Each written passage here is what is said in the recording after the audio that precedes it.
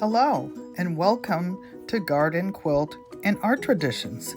This is an update on our 2 indoor gardening winter projects.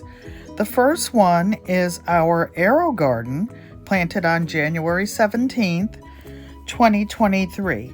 We have Tiny Tim tomatoes, 2 kinds of basil, parsley, and thyme. I planted some dwarf pumpkins as well.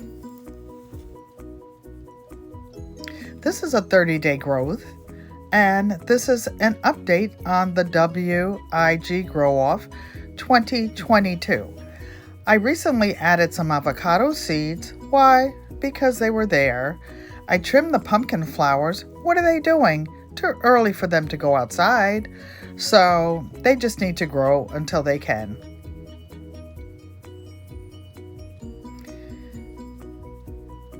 Three avocado seeds. I don't know who will get them. We can't grow them in Connecticut. Oh, the celery doesn't count. I just couldn't throw it away. This is our harvest from the Arrow Garden. We have Thai basil, delicious. Genovese basil, excellent. Not as bountiful, but good. And here is some sweet mint.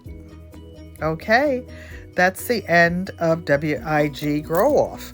Now let's transition to Planter Garden TV herb planting. We planted it on February 1st, 2023. Planted rosemary, cilantro, thyme, sage, echinacea.